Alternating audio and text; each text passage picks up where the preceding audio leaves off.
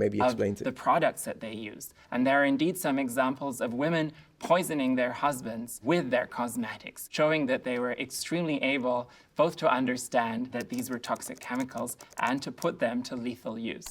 Next question.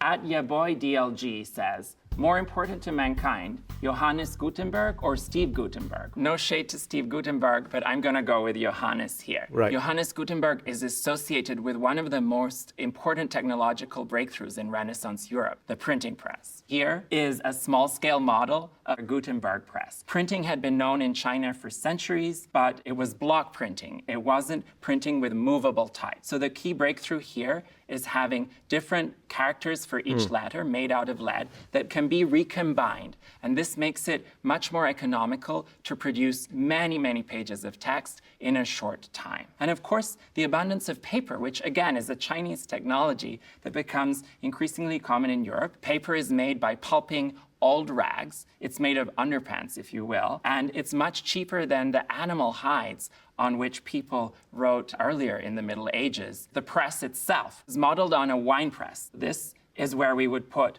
the piece of paper, fasten it so that it doesn't move. Here, we would screw together all of our type so that it stays tight. Then we would place it and we would ink it. Using ink balls, it would be covered with the viscous ink and then rolled here under the press. And then the strongest man in the print shop would screw it down and make an impression of a page. You know what I think? What this is kind of telling me about the way Wired functions, because this is why every time I kind of want to click and see. A bit like I do with History Hit. Sometimes they make videos and I'm like, this is nonsense. And other times they make videos which is like, this is pretty good. And then you've got the, this is good, bad type of videos. I believe they must send him the questions in advance because there's no way, why would he have brought this otherwise? I think what they do is that they send it with nothing wrong with it. I'm not saying, oh, look, he already, that's not what I'm saying. I'm just curious as to how this works. Because I imagine they are paid for what they're doing and they must get the answers, the questions in advance. So my question is, do they have to reply with the answers in advance? Because Wired can be very, very political sometimes. They can be very politically correct, let's put it this way. You have to say this, you have to say that. So I wonder if some of the words that are used are because of a script that has been accepted. Maybe not. Okay, I'm just sharing it. I'm not trying to be a conspiracy theorist here, but it is a massive, Wired is a massive channel. But anyway, so far I like the history. So. And this process can be repeated again and again so that you can make many impressions of a single page. The very first book to be made with this new combination of technologies is Gutenberg's Bible. It imitates a medieval manuscript book in every possible way, including that they've had someone by hand decorate the initial. Yeah, look at this. Like, for example, this is a nice piece of information that he's sharing. I appreciate that. Look at this.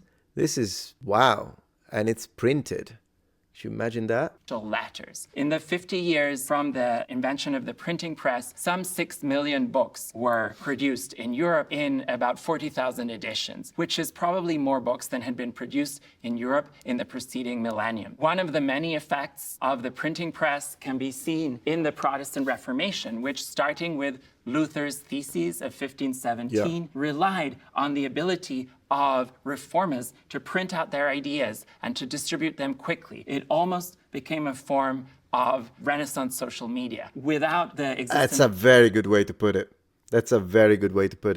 A form of Renaissance social media. Of print, it's hard to imagine that the new ideas of the Reformation would have traveled as widely or reached as many people as they did. At Wonderboy Genius asks, wait, was MLK named after Martin Luther? Actually, yes. Martin Luther King Jr.'s father traveled to Germany as a Baptist pastor and was so inspired by what he learned about Martin Luther that he changed his own name and he changed his 5-year-old son's name as well. And it's not difficult to see why a Baptist preacher of the 20th century might have been inspired by the figure of the 16th century Augustinian friar that stood up to the Roman Catholic Church. Luther's Reformation came from a very deep spiritual insight, which is that works, that is good deeds, charitable deeds, are not what leads to salvation. It's faith that leads to salvation. And that undermines the whole edifice of pilgrimage and of indulgences and all of these ways in which late medieval Christianity was telling people that they could get to heaven. Luther, Of course, it's a very watered down, simplistic